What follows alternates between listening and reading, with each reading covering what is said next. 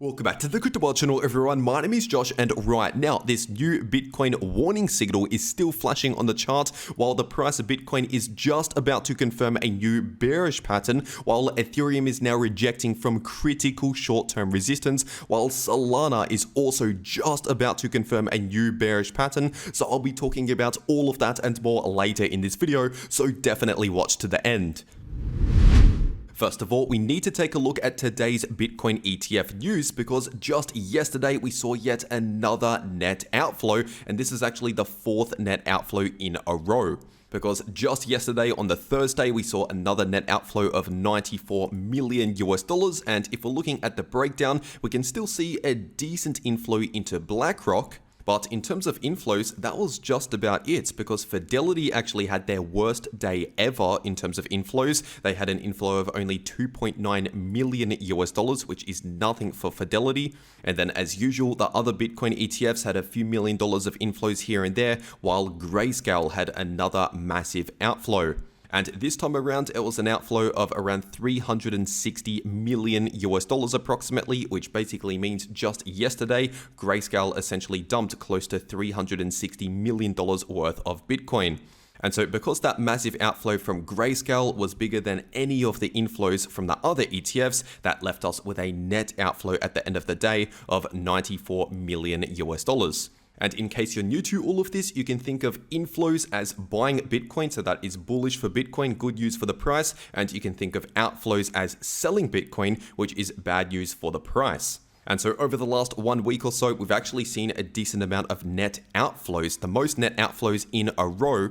And so it's no surprise why we're seeing some bearish price action in the short term for Bitcoin, because once again, we're no longer seeing massive net inflows like what we were seeing a few weeks ago and over the last 1 to 2 months.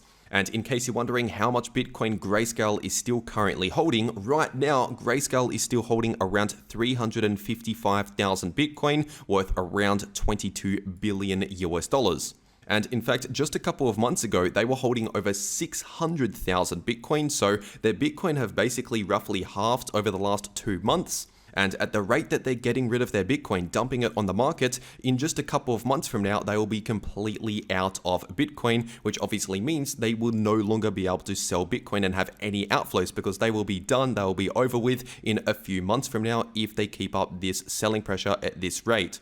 And also keep in mind, in just around 1 month from now, we have the Bitcoin halving, which is also a fundamentally bullish event for Bitcoin. And so keep all of this in mind. This is short-term bearish while we're seeing these net outflows, but ultimately these outflows from Grayscale will not last forever. But anyway, with that being said, getting into the Bitcoin chart, looking at the weekly Bitcoin chart, and right now we're still potentially repeating history after seeing a rejection from that all-time high breakout level. Because this horizontal line on the right hand side of the screen is the 69k level, which was the old all-time high from 2021. And so this is showing the current bull market, the current bull cycle at the all-time high breakout, getting ready to set the next major all-time high. And the left-hand side of the screen shows the last bull cycle back in 2020 going into 2021. And so this horizontal line on the left-hand side of the screen is the 20k level, because that was the 2017 bull market top from the cycle before that. So this was the all-time high breakout that we saw in the last bull cycle, once again near the end of 2020. And so right now we're seeing very similar price action to what we saw back there. In fact, we saw a bit of a consolidation and pullback, and then a major pump to the upside towards the all-time high, and then significant rejections and pullbacks around that all-time high breakout. And if we're looking at the current price action to compare, we can see that consolidation and pullback before that massive move to the upside towards the all-time high. And now we're struggling around that all-time high breakout, exactly like what we saw in the last bull cycle. And keep in mind, this is on the weekly time frame, so even though these pullbacks don't look very large, if we're measuring out these pullbacks on the chart, they were 16 to 17% pullbacks. And so just keep that in mind. When in doubt, zoom out, and we're still potentially repeating history in this bull market, getting ready for a major breakout potentially in a few weeks from now, because keep in mind, we actually struggled close to 1 month back at the previous all-time high breakout in the previous bull cycle. And if we're taking a look at this 3-day Bitcoin chart, we can see the pullbacks that we've seen so far in this very bull market. So far, almost all of the pullbacks have been roughly around a 20% pullback. And these pullbacks also happen roughly every couple of months. The first 3 pullbacks obviously happened a little bit closer together, but spread out, they usually happen roughly once every couple of months or so. And so right now we're just seeing another standard pullback in this bullish market that we've seen time and time again. And so far from high to low, this current pullback is around an 18% pullback, which is not even as big as what we've seen in other pullbacks so far this bull market. And so even if the price of Bitcoin heads a little bit lower, that would be perfectly normal to see. We could still remain in the larger bullish market, even if we're seeing short-term bearish price action. And if you're wondering where a 20% pullback would take us, a 20% pullback from the high would take us down towards around 59,000. So just keep that in mind. And if we're taking a look at this daily Bitcoin chart, this is the Bitcoin price in the candlesticks, and this is the DXY, also known as the US dollar index, in the red line on the same time frame. And right now, we're actually seeing a continued spike to the upside in the DXY, which is a bearish signal, a warning signal for Bitcoin and crypto. And obviously, I've been talking about this over and over again here on the channel recently, and obviously recently, this has resulted in more short-term bearish price action for Bitcoin. Because in case you're new to all of this, all you really need to know about the DXY is usually when the DXY is bullish, that is bearish for Bitcoin and crypto, and vice versa. If the DXY is bearish, that is usually bullish for Bitcoin and crypto. And so we have a number of things pointing towards short-term bearish price action, which is why we're seeing the short-term bearish price action. Once again, we're seeing those outflows from the ETFs. We're also seeing history repeat and the price struggle around that all-time high breakout. And we're also seeing another standard pullback in this bull market, and we're seeing this warning signal in the DXY. And on top of that, we're also seeing this short-term bearish divergence on the 8-hour time frame still play out, which is technically still active. And now, obviously, a couple of days ago, the RSI on the 8-hour time frame brushed against oversold territories, which meant just in the short term right there, that meant we had limited room to the downside, at least in the short term. But obviously, with that bounce back to the upside, that actually helped to reset the RSI, which technically gave us more room to the downside again. And so just keep that in mind. In the somewhat short term here, we're looking slightly more bearish than bullish, but when you zoom out, this is still currently occurring within a larger bull trend or a larger bullish market. And if we're zooming further into the short term, looking at the 4-hour Bitcoin chart, obviously over the last one day, we actually saw a breakback below this temporary area of support, which was sitting in between around 65,000 to 66,000. And that happened after pretty much a perfect rejection from this resistance, which was sitting in between around 68 to 70,000 approximately, with the resistance mainly sitting at around 68,500. And so for the Bitcoin bulls out there, we actually need to break out back above around $70,000 in order to become much more confident that we're out of this short-term pullback and we're heading back up towards the all-time high. Once again, ideally, we need to break out above $70,000 in order to flip much more bullish again in the short term when we're talking about the short term. And as for other support to the downside, we have this area still sitting in between around 61,000 to 62,000. And we also have some support right here based on this previous low at around 59,000, which is also that 20% pullback from high to low. But what we can also see potentially here on the chart is a head and shoulders pattern, because we already have the left shoulder, the head, and the right shoulder pretty much already formed. But as of right now, this potential head and shoulders pattern is not yet confirmed, because in order to confirm this pattern, we need to see a confirmed break below this area of support, once again in between 61 to 62,000, and ideally a break below 59,000 to be more confident in that short-term bearish scenario. And in case you're new to all of this, a head and shoulders pattern is actually a bearish pattern if we break below the neckline. And if that happens, if we see a break below around 59,000 ideally, then that would set up a bearish price target sitting at around 52,000. So very close to $50,000, which was massive previous support and resistance. And so essentially the final important area of support in the short term for Bitcoin is basically sitting in between around 59,000 to 62,000. And once again, if we actually see a break back below $59,000, then we'll likely see a move back down towards around 52K, but only if we first see a break back below 59,000, which obviously as of right now has not yet happened. And now, with all of that being said, what is my personal short-term trading strategy when it comes to Bitcoin? And right now, I am simply out of my long positions for both Bitcoin and Ethereum that I've talked about recently on the channel. But obviously, if you're following those trades of mine, you would know that those positions were already profitable, with stop losses already sitting in some decent profits. And on both of those positions, I already took profits as well out of those positions.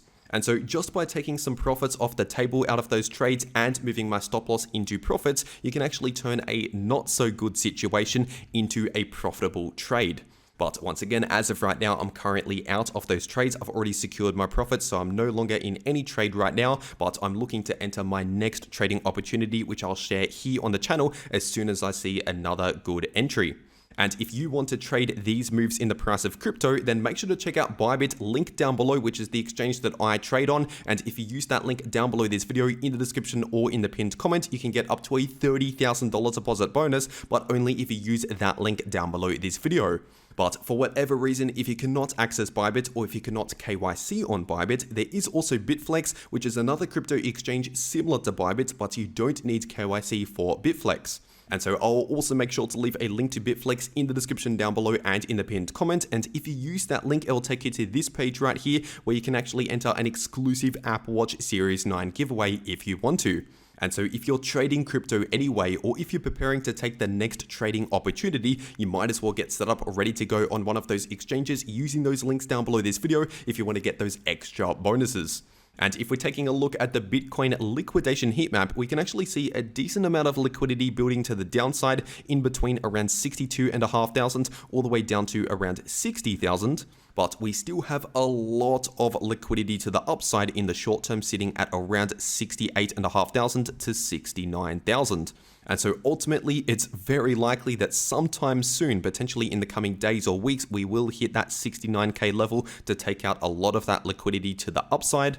And so honestly, if we actually start to see more bullish signals in the short term rather than these short-term bearish signals, then in that case, I'll start to enter a new long position, start scaling into a new long position to essentially look to trade that move towards this liquidity and higher levels. But once again, as of right now, we're simply seeing more short-term bearish signals rather than short-term bullish signals.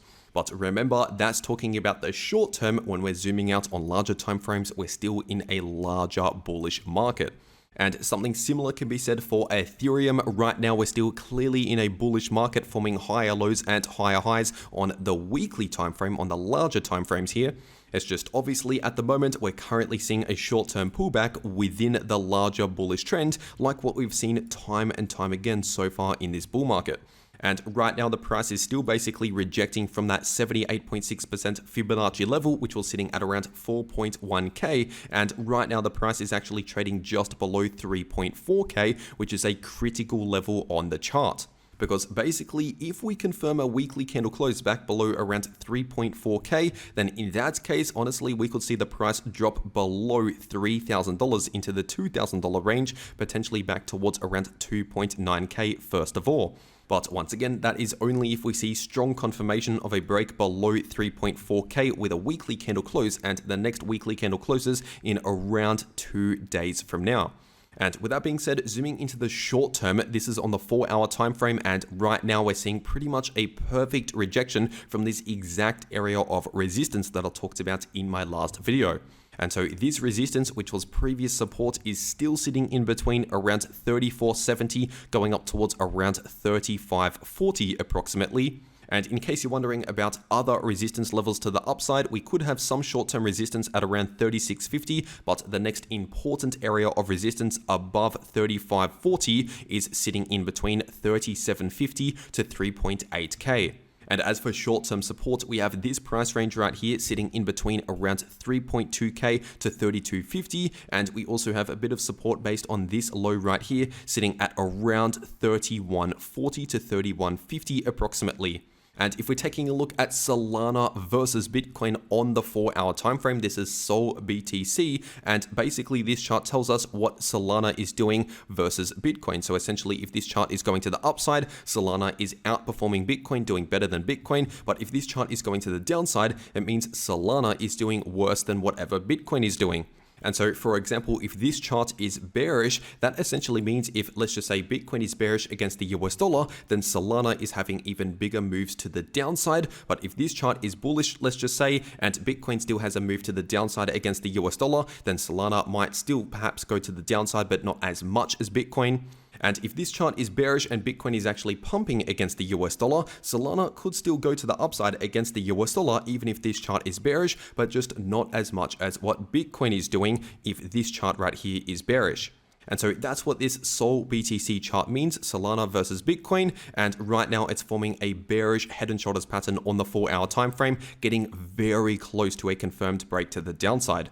And so at this stage, we've essentially completed the formation phase, but we have not yet confirmed the break because right now this level of support, this neckline for the pattern is sitting at around 0.00268 Bitcoin per Solana. And as of recording this video, the price of Solana valued in Bitcoin is sitting basically right on that line, only just above that line. And so honestly, any time now, any day now, any second now, we could see potentially a break below that level. And if we see candle closes below that level on the chart, then that will confirm this bearish head and shoulders pattern. And so once again, in that scenario, that would mean Solana would be underperforming against Bitcoin. So whatever Bitcoin is doing, Solana would be doing worse than Bitcoin if we confirm this break to the downside on this chart, which once again could happen at any moment. And if you want to trade these moves in the price of any crypto, once again, check out those links down below this video for those extra bonuses. And if you want to actually know how to trade crypto, no matter if the price is bullish, bearish, or chopping around sideways, you can profit from all of that price action by watching these videos popping up right here on your screen. The video in the top left shows you how you can make money from bullish or bearish price action using long positions or short positions. And the video in the bottom left shows you how you can easily profit from choppy sideways price action. But anyway, that is everything that I have to say for today. I really hope you enjoyed, and I'll see you all in the next video.